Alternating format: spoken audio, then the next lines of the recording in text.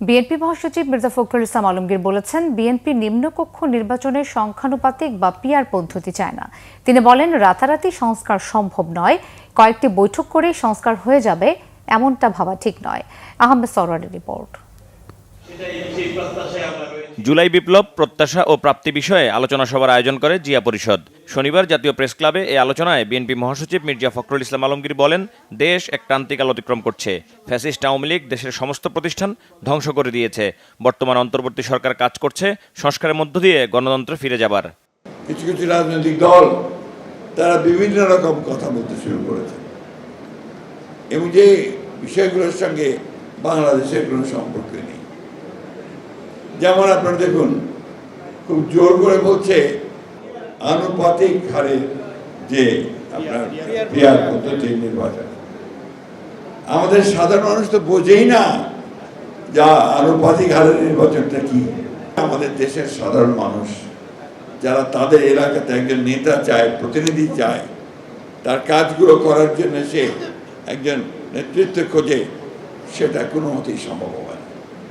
আমরা এই কারণেই বলেছি যে নিম্নকক্ষের যে পার্লামেন্ট, সেই পার্লামেন্টে আমরা আনুপাতিক হারে নির্বাচন কথা আমরা চিন্তা করি না। মির্জা ফখরুল বলেন, রাজনৈতিক দলগুলোর মূল লক্ষ্য হওয়া উচিত জনগণের কাছে চলে যাওয়া। অনেকে মনে করছেন যে কয়েকজন লোক সংস্কার যারা করছেন তারা কতগুলো বৈঠক করে আপনার সংস্কারের কত বিষয় নিয়ে এসে জনগণকে দিয়ে দিলেন আর সংস্কার হয়ে গেল। সেভাবে সংস্কার হয় না। সংস্কার হতে হবে একটা প্রক্রিয়ার মধ্য দিয়ে। জনগণের প্রতিনিধি আমরা নির্বাচন করতে গেলেই বলবো যে বিএনপি শুধু নির্বাচন চায়। নির্বাচন কেন চাই সেদিকে ভালো করে চিন্তা করুন, অবকাশই পায় না। নির্বাচন না হলে আমি প্রতিনিধি নির্বাচন করব কি করে?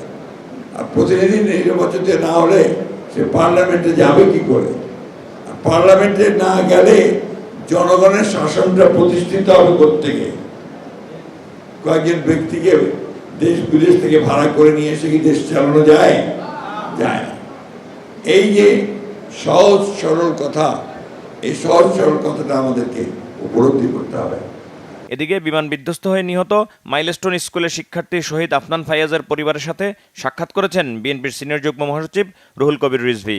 এই সময় তিনি দলের ভারপ্রাপ্ত চেয়ারম্যান তারেক রহমানের পক্ষ থেকে পরিবারের প্রতি সমবেদনা জানান। যারা অমূল্য সম্পদ হারিয়েছেন, সেই সম্পদ পৃথিবীর কেউ ফেরত দিতে পারবে না। আহমেদ সরওয়ার, বাংলা ভিশন, ঢাকা।